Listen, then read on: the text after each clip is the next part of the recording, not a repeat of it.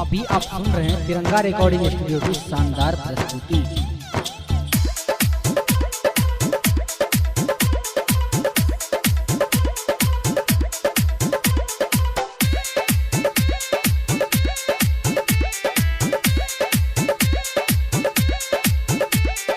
बथता हमार करी हैया हो, बथता हमार करी हैया हो, करा दसैया जी दबैया हो, करा दी सैया जी दबैया हो।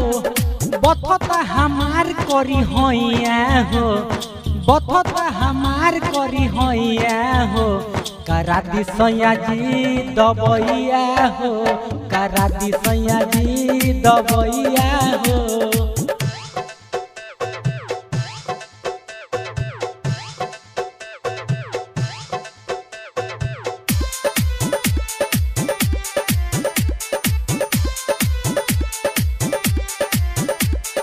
म्यूजिक डायरेक्टर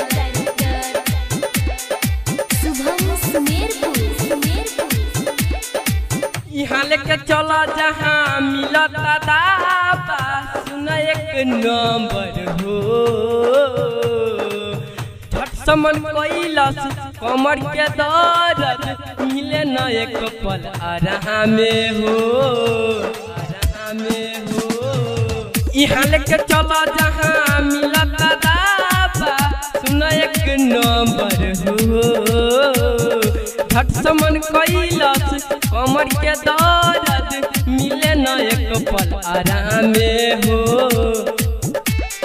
बात मान देवरू के भैया हो, बात मान देवरू के भैया हो, करा दसैया जी दबैया हो, करा दसैया जी दबैया हो। बथता हमार करी हैया हो, करा दी सैया जी दबैया हो, करा दी सैया जी दबैया हो।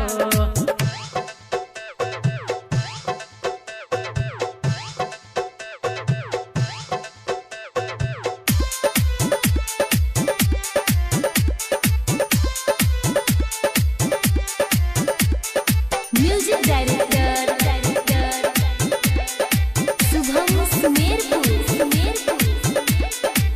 केना रहतानी घरवा में अपना, बुझे न मुआना दर्द हो, अकरे हम चाहली जानी से ज्यादा, बनैली सैया हो, सैया हो।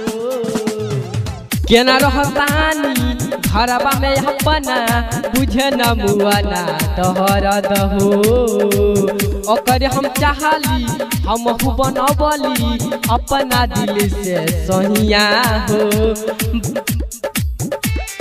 बात मान जितेंद्र सैया हो, बात मान मुकेश सैया हो, करा दसैया जी दबैया हो, करा दसैया जी दबैया हो। बथता हमार करी हैया हो, करा दसैया जी दबैया हो, करा दसैया जी दबैया हो।